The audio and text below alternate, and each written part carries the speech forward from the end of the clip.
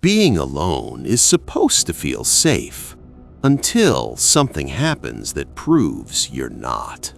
These are three true horror stories where people thought they were completely alone.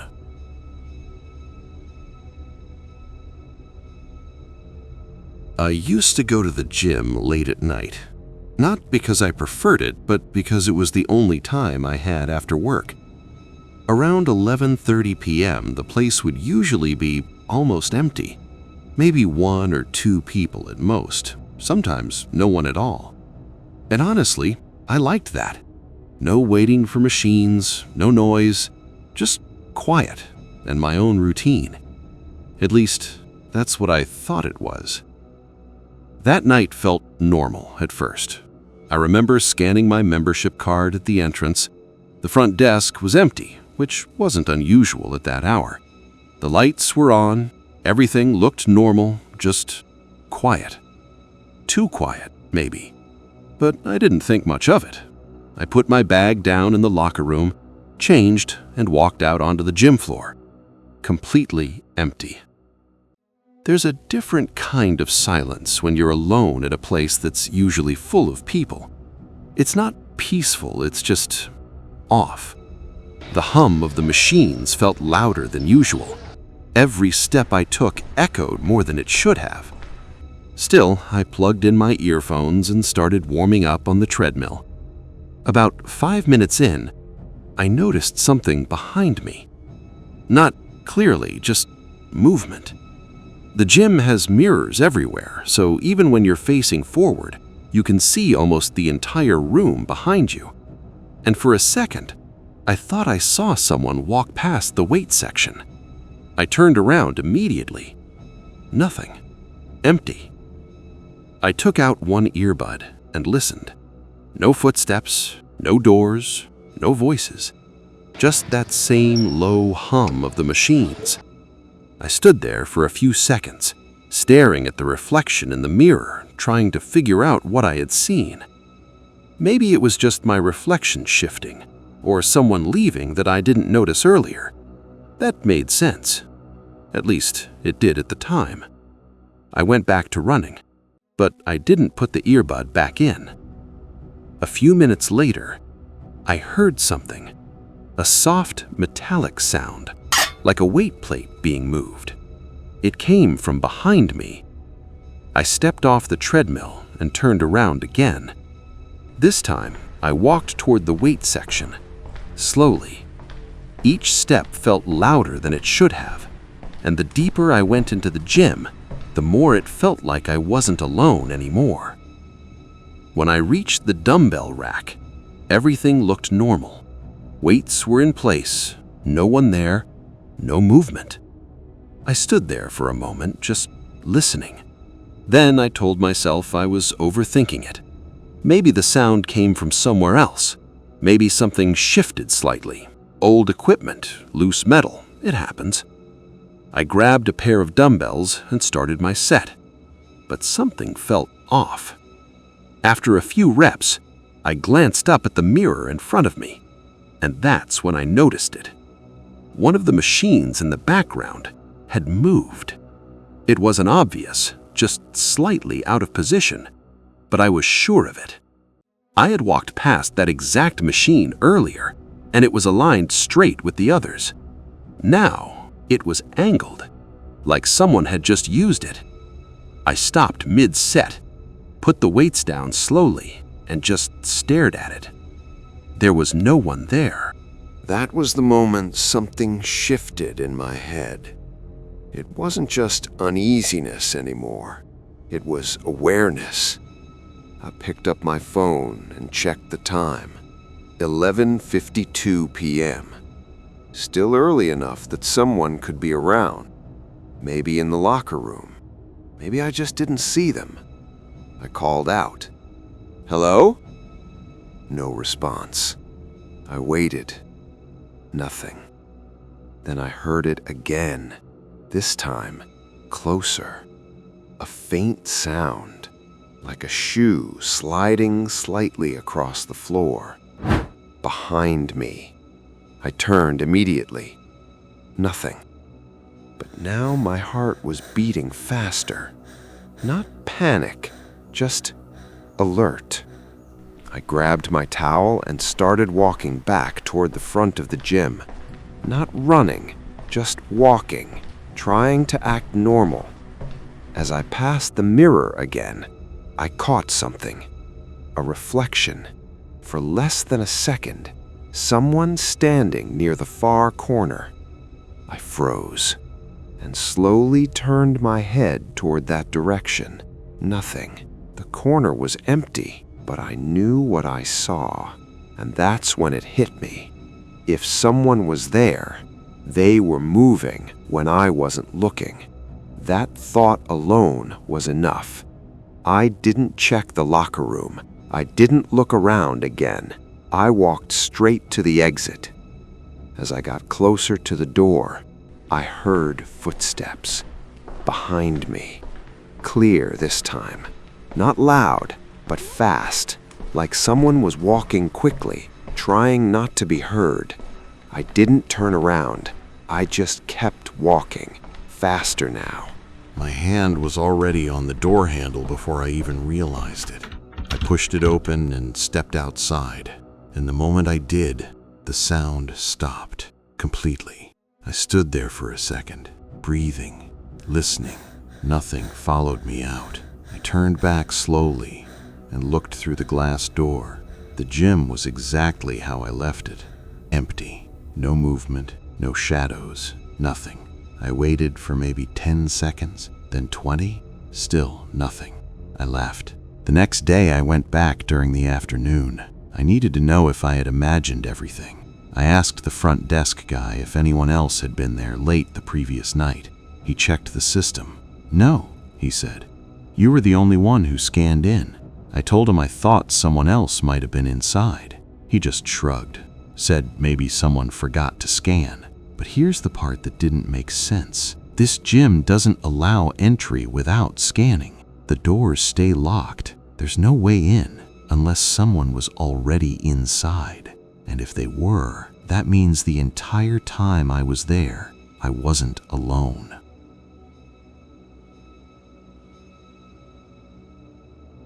I don't get scared easily. I live alone, and honestly, I prefer it that way. No noise, no interruptions, just my own space. So when something feels off in my apartment, I usually have a logical explanation for it. At least, I used to. That night started like any other. It was around 11 p.m. I had just finished dinner and was sitting on the couch scrolling through my phone. The TV was on, but muted, just background light. Everything felt normal. Quiet. Too quiet, maybe. At some point, I got up to grab a glass of water from the kitchen, and that's when I noticed something. The kitchen light was already on. I stopped for a second. I was pretty sure I hadn't left it on earlier, but I didn't think much of it. Maybe I forgot. It happens. I grabbed the water, turned the light off, and went back to the living room. A few minutes passed. Then I heard a sound, a soft click, like a door closing. Not loud, just enough to notice. I muted the TV completely this time and listened. Nothing. I looked toward the hallway that led to the bedroom and bathroom. Everything looked normal. All lights off, doors closed. I told myself it was probably a neighbor. The walls aren't that thick, sounds travel. That made sense, so I ignored it. About 10 minutes later, I got up again, this time to go to the bathroom. As I walked down the hallway, I slowed down.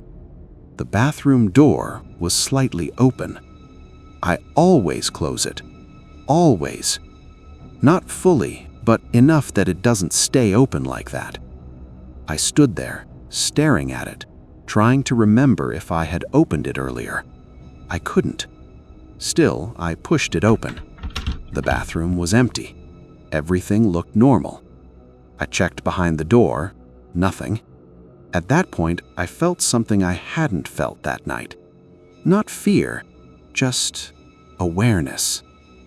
I went back to the living room, but this time I didn't sit down. I stood there for a few seconds, just thinking. Then I did something I don't usually do. I checked the front door. Locked. Deadbolt in place, chain on, no signs of anything wrong. That should have been enough, but it wasn't. I walked back down the hallway, slowly. The bedroom door was closed, exactly how I left it. I opened it. Nothing. Everything in place. I stepped inside, looked around, checked the closet, under the bed. Nothing. At that point, I felt stupid.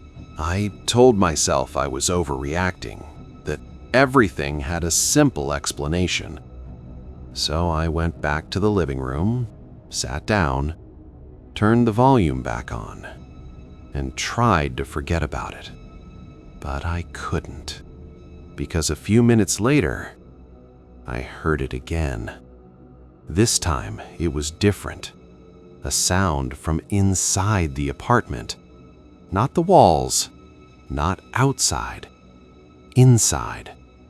A soft movement, like something shifting from the hallway.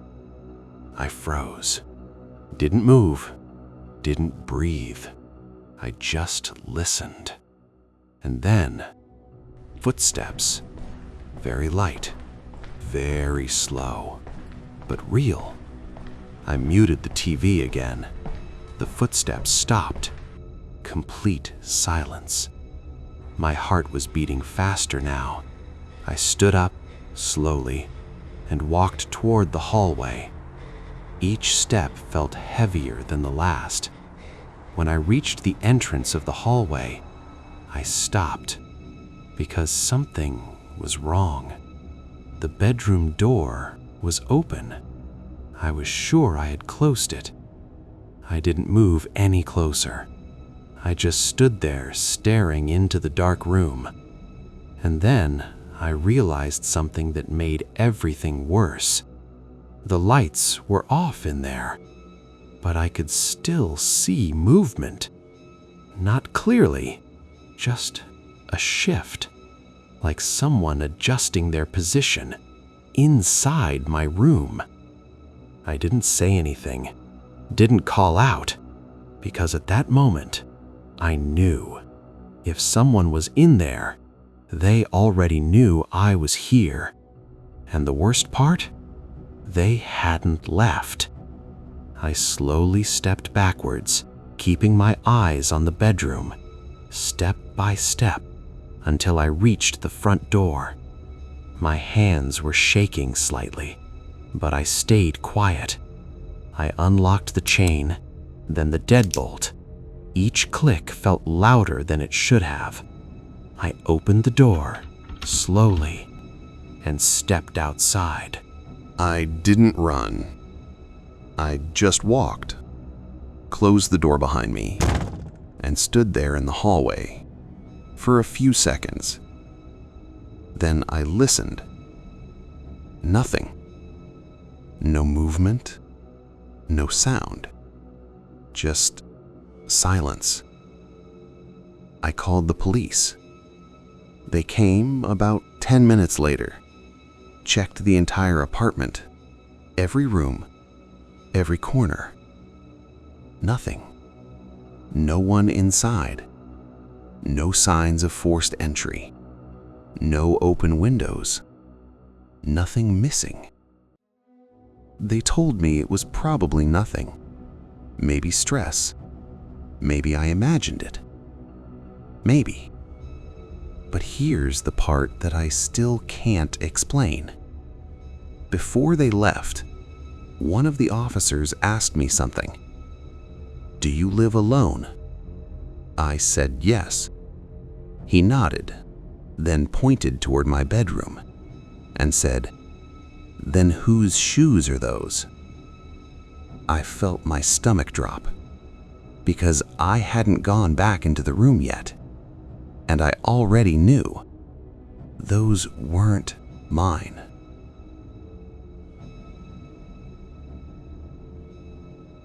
I don't like driving late at night anymore. Not because of accidents or bad roads, but because of something that happened on a drive I've taken hundreds of times before. A route I knew better than any other. Or at least, I thought I did. It was just after midnight. I had stayed late at a friend's place, and by the time I left, the roads were almost completely empty. Which, honestly, I didn't mind. Less traffic, faster drive, quiet. The route home takes about 35 minutes, mostly highway, then a smaller road that cuts through a less developed area before reaching my neighborhood. I had driven it so many times I didn't even need navigation. The first part of the drive was completely normal. Street lights, occasional cars, nothing unusual. But once I exited the highway, things got quiet. The smaller road didn't have many lights, just long stretches of darkness with occasional dim poles every few hundred meters. I turned on my headlights to full beam and kept driving. That's when I noticed the car behind me. At first, it didn't seem strange. It was far enough back, just another driver taking the same route. But after a few minutes, something felt off. It wasn't the presence of the car, it was the distance. It wasn't getting closer, but it wasn't falling back either. No matter how fast I drove or how much I slowed down, it stayed at the exact same distance, perfectly consistent. I checked my rearview mirror again. The headlights were steady, not flickering, not shifting, just there. I told myself I was overthinking it. But then something happened that I couldn't ignore. I slowed down slightly, not abruptly, just enough that any normal driver would either slow down or pass. But the car didn't. It stayed exactly where it was, maintaining distance. That's when I started paying attention.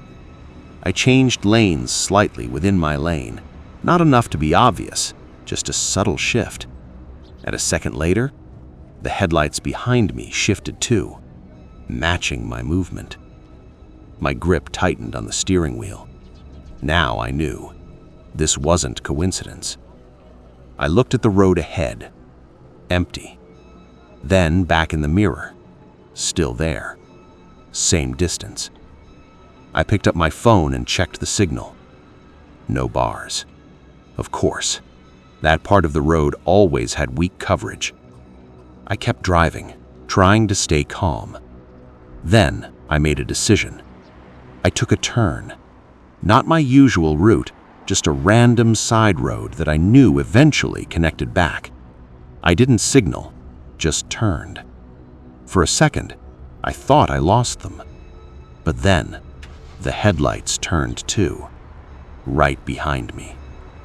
At that point, there was no doubt. They were following me. My heart started racing. I looked around. No houses nearby, no shops, no lights. Just road and darkness. I pressed the accelerator.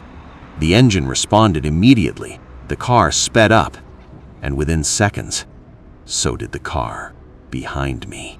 Still keeping distance. Still not getting closer. Still not falling back. That was the part that scared me the most. It wasn't aggressive. It was controlled, deliberate, like they didn't want me to panic, like they were waiting. I took another turn, then another, trying to confuse them, trying to break the pattern. But every time, they followed. Exactly.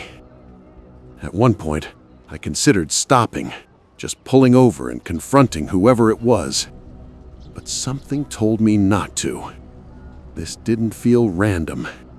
This felt planned. And then I remembered something. About 5 minutes ahead, there was a small fuel station, usually open late. If I could make it there, I'd be safe. I kept driving, faster now. The road straightened out. I could see a faint glow in the distance, The station. Relief hit me for a second. But then I checked the mirror again. The car was still there. Same distance, same speed. No hesitation. I reached the station, pulled in quickly. Bright lights, cameras, open space. I stopped the car near the entrance and immediately looked in the mirror. The car slowed down, then drove past. Didn't stop, didn't turn, just continued down the road and disappeared into the darkness. I sat there for a few seconds, trying to process what had just happened. Then I stepped out, walked inside. I told the cashier what happened. He looked at me for a second, then asked, "What kind of car was it?" I described it as best as I could. He nodded slowly, then said something that didn't sit right with me. "You're not the first." I asked him what he meant. He told me that over the past few months, a few people had come in late at night saying the same thing. A car following them, keeping distance, never approaching, never leaving. I asked if anyone reported it. He said some did, but nothing ever came of it.